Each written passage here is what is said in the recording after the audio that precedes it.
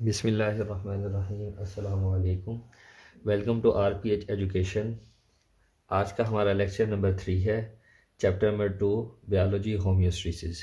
अब chapter number हमारे पास 2 है 10th क्लास का। उसके अंदर हमारे पास थर्ड जो लेक्चर है वो है osmotic adjustment in plant.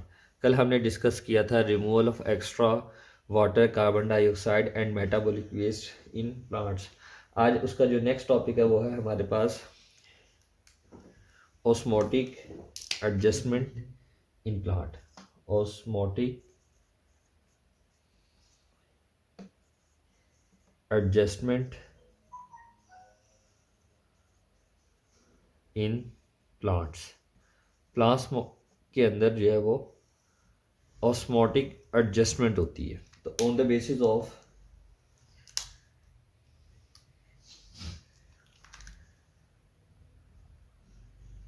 on the basis of salt and water, plants divide into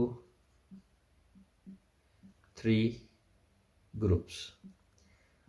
salts और वाटर की अमाउंट की बुनियाद पर हम प्लांट्स को 3 ग्रुप्स में तकसीम कर देते हैं।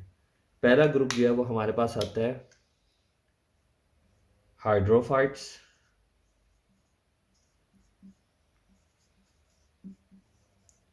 दूसरा जीरोफाइट्स और तीसरा हमारे पास होता है हेलोफाइट्स। अब इन तीनों को हम दो दो हिस्सों में तकसीम कर देते हैं। अब हमारे पास हाइड्रो का मतलब, हाइड्रो मीन्स फ्रेश वाटर और फाइट्स मीन प्लांट्स, यानी कि फ्रेश वाटर वाले जो प्लांट्स है वो हाइड्रोफाइट्स कहलाएंगे। दूसरे नंबर पर जीरोफाइट्स। जीरो का मतलब नो वाटर या लेस वाटर। फाइट्स का मतलब प्लांट्स। इसी तरह ही हेलो का मतलब सी या सॉल्टी वाटर, समंदर वाला पानी जो है वो हेलो कहलाता है। और fights same as it is जो हमने यहाँ पर डिस्कस किया प्लांट्स। तो यहाँ पर हाइड्रोफाइट्स मीन फ्रेश वाटर वाले प्लांट्स, जीरोफाइट्स मीन वो वाले प्लांट जिनके पास अमाउंट ऑफ वाटर कम होती है, यानी कि सहरा वाले पौधे। और थर्ड नंबर पर हमारे पास हेलोफाइट्स, वो वाले पौधे या वो वाले दरख्त जो समंदर में होते हैं। तो ये हमारे पास 3 हिस्सों में सॉल्ट और वाटर की बुनियाद पर हमने तकसीम कर दिया है प्लांट को। अब सबसे पहले हम जो डिस्कस करेंगे वो है हमारे पास हाइड्रोफाइट्स। अब हाइड्रोफाइट्स को हम पहले नंबर पर जो है वो डिस्कस करेंगे। तो हाइड्रोफाइट्स क्या होते हैं? प्लांट्स लिव पार्शली या कंप्लीटली, लिव पार्शली और कंप्लीटली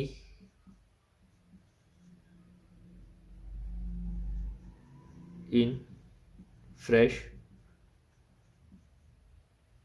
वाटर।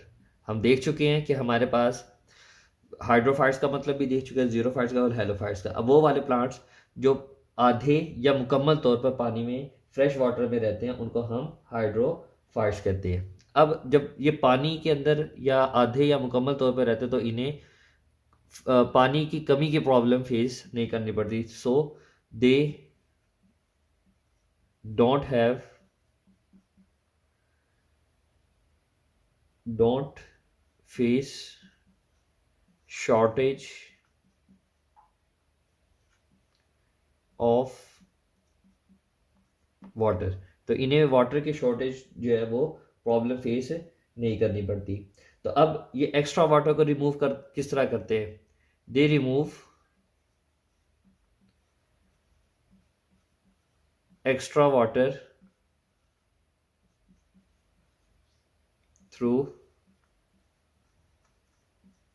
ट्रांसपायरेशन।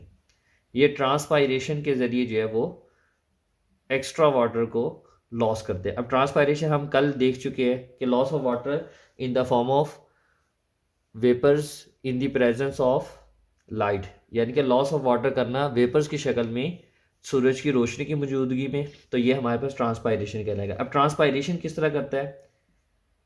सो ट्रांसपायरेशन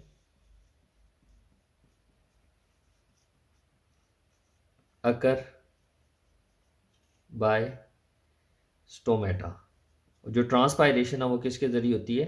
स्टोमेटा के जरिए। अब स्टोमेटा के अंदर दो चीजें होती है, एक तो ये होता है ब्रॉड, बहुत ज़्यादा इसके जो प्लांट्स के लीव्स होते हैं वो ब्रॉड होते हैं, और लार्ज नंबर, और जो स्टोमेटा के जो नंबर होते हैं वो लार्ज होते हैं, यानी कि तादाद के अंदर स्टोमेटा ज़्यादा होते हैं, और ट्रांसपायरेशन जो ये कर रहे होते हैं उसके अंदर जो स्टोमेटा जिन लीव्स में मौजूद होते हैं वो बहुत बड़े बड़े पत्ते होते हैं। तो ये हमारे पास जो है ये हाइड्रोफाइट्स है। तो ये हमारे पास जो लास्ट में लिखा है ये लार्ज नंबर, यानी कि तादाद में स्टोमेटा ज़्यादा होते हैं, और स्टोमेटा जहाँ पर मौजूद होते हैं उसके पत्ते बहुत ज़्यादा चौड़े होते हैं, जिसकी वजह से वो एक्स्ट्रा अमाउंट ऑफ वाटर को आसानी से रिलीज कर देता है। और इसके अंदर हमारे पास हाइड्रोफाइट्स के अंदर जो एग्जाम्पल आती है वो है हमारे पास लिली, कवल के जो फूल होते हैं, तो वाटर लिली प्लांट्स जो हैं वो हाइड्रोफाइट्स के अंदर आते हैं हमारे पास। अब इसके बाद हमारे पास जो दो टाइप्स रह गए या दो ग्रुप्स रह गए हैं वो हमारे पास ज़ीरोफाइट्स और हेलोफाइट्स है। अब दो ग्रुप्स के अंदर से जो हमने पहले नंबर पर डिस्कस करना है वो है हमारे पास ज़ीरोफाइट्स। पहले हम इनको डिस्कस करेंगे, फिर उसके बाद हम हेलोफाइट्स को डिस्कस करेंगे। तो अब plants live in dry environment या dry area. Plants live in dry area called xerophytes. वो प्लांट जो ड्राई एरिया के अंदर, जो सहरा के इलाके में रहते हैं, उनको हम ज़ीरोफाइट्स कहते हैं। अब इनका स्ट्रक्चर किस तरह होता है? They have vaccine cuticle layer in stem और लीव्स। इसकी स्टेम, इसके तने और लीव्स के अंदर वैक्सी क्यूटिकल लेयर होती है that protect from loss of water, जो वाटर के लॉस से जो है वो प्रोटेक्ट करती है। थर्ड नंबर पर हमारे पास दे हैव लेस ट्रांसपायरेशन। इनके अंदर जो ट्रांसपायरेशन है वो भी बहुत कम होती है, यानी कि एक्स्ट्रा वाटर को ये रिमूव होने नहीं देते। They have deep roots. इनकी जो जड़ें होती है वो बहुत ज़्यादा डीप होती है, सो एब्जॉर्ब मैक्सिमम वाटर, ताकि ये मैक्सिमम वाटर को जो है वो एब्जॉर्ब कर सके। उसके अलावा दे हैव स्पेशल पैरन कायमा सेल। इनके पास खास किस्म के सेल्स मौजूद होते हैं जिनको हम पैरन कायमा सेल कहते हैं, that store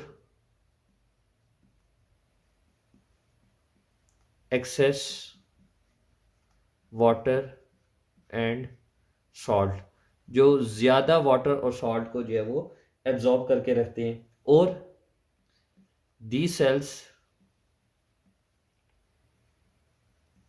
wait the stem और रूट्स, ये स्टेम और रूट्स को जो है वो गीला करके रखते हैं, जूसी करके रखते हैं, जिसको हम कहते हैं कॉल्ड सकुलेंट ऑर्गन।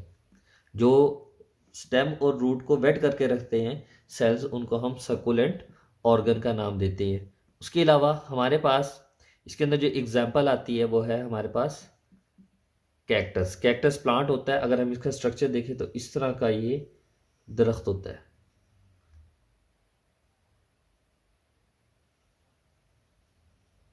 इस तरह का इसके ऊपर यूं कांटे लगे होते हैं, वैक्सी थिक लेयर होती है इसके ऊपर, इस तरह के स्टेम ना होने के, सॉरी इसके अंदर स्टोमेटा या लीव्स जो है वो ना होने के बराबर, इस तरह का जो स्ट्रक्चर है ये हमारे पास कैक्टस प्लांट होता है, जो मौजूद होता है कहाँ पर, डेजर्ट एरिया में, सहरा के अंदर जो है वो मौजूद होते हैं। तो ये था हमारे पास ज़ीरोफाइट्स। अब हम डिस्कस करते हैं हेलोफाइट्स को। हेलोफाइट्स को हम अब डिस्कस कर रहे हैं। Plants live in sea water, वो प्लांट्स जो सी वाटर में रहते हैं, समंदर के पानी में रहते हैं, उनको हम कहते हैं हेलोफाइट्स। अब ये क्या करते हैं, दे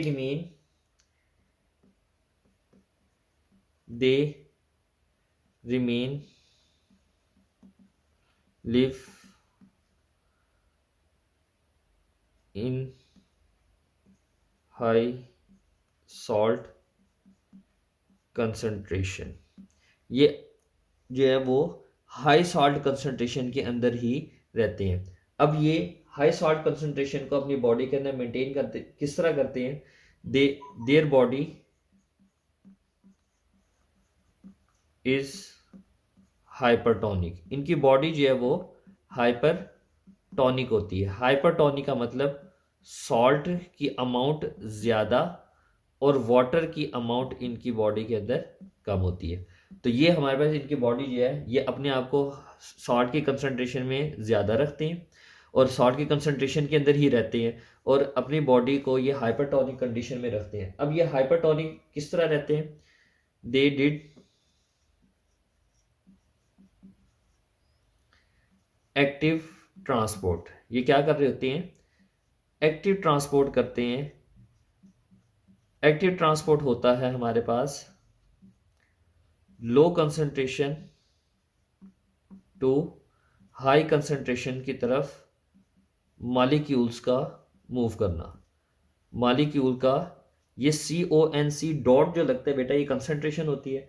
तो लो कंसंट्रेशन से हाई कंसंट्रेशन की तरफ मॉलिक्यूल्स का मूव करना एक्टिव ट्रांसपोर्ट कहलाता है। अब हमारे पास ये अब करते क्या है, दे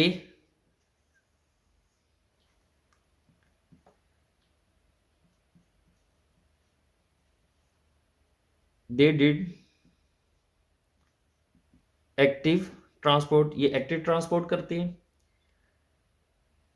water remove and salt remain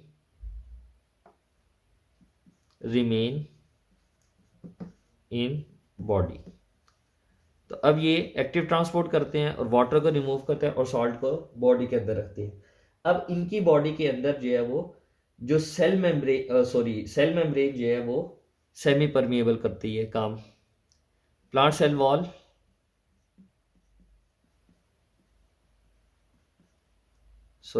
plant cell membrane सारे ऑर्गेनिज्म में मौजूद होती है, लेकिन सेल वॉल कुछ ऑर्गेनिज्म में मौजूद होते हैं। तो यहाँ पर cell membrane act as semi permeable, तो इनकी जो सेल मेम्ब्रेन होती है वो सेमी परमिएबल के तौर पर जो है वो काम करती है।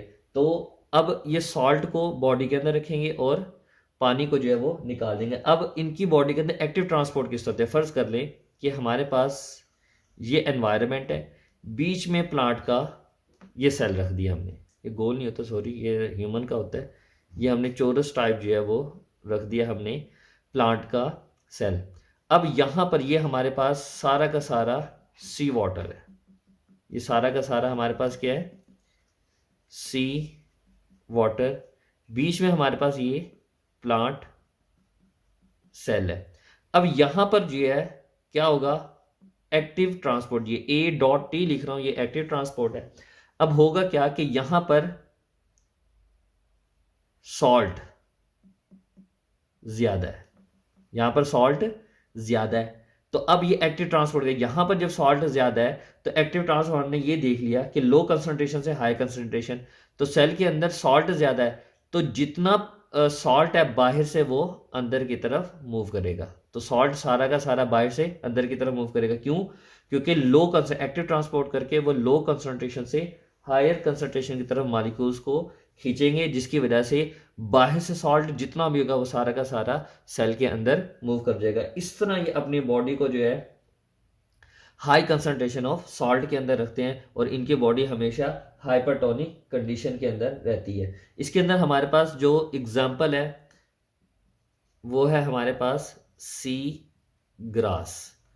जो समंदर के अंदर घास होता है वो सी ग्रास जो है वो हेलोफाइट्स की एग्जाम्पल है। तो वो हमेशा हाइपरटोनिक कंडीशन में रहता है। वो किस तरह रहता है मैंने उसका आपको मैकेनिज्म बता दिया कि सॉल्ट को जो हमारे पास प्लांट है हेलोफाइट्स वाले वो हमने समंदर में रख देते हैं, तो वो एक्टिव ट्रांसपोर्ट करते हैं क्योंकि उनकी बॉडी के अंदर सॉल्ट की कंसनट्रेशन ज़्यादा है।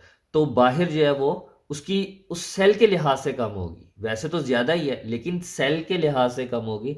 तो हम सेल के लिहाज से देखेंगे तो सॉल्ट बाहर से जो है वो अंदर की तरफ मूव करेगा, तो इसको हम एक्टिव ट्रांसपोर्ट करेंगे। क्यों? क्योंकि सॉल्ट सेल की निस्बत बाहर जो है वो कम है, तो बाहर से अंदर की तरफ जाएगा, यानी कि लो कंसंट्रेशन से हाई कंसंट्रेशन की तरफ। इस तरह जो है हेलोफाइट्स जो है अपनी बॉडी को जो है वो हायर कंसंट्रेशन ऑफ सॉल्ट रखते हैं और हाइपरटोनिक कंडीशन में रहते हैं। तो ये था आज का हमारा थर्ड लेक्चर। अगर आपको इसमें से कुछ बात समझनी है तो कमेंट सेक्शन में हमसे रब्ता कीजिए, हम आपको दोबारा समझाएंगे, या कोई और चीज़ समझनी है तो आप हमसे रब्ता कीजिए, हम इंशाल्लाह दोबारा समझा देंगे। अपना ख्याल रखिएगा। अल्लाह हाफिज़।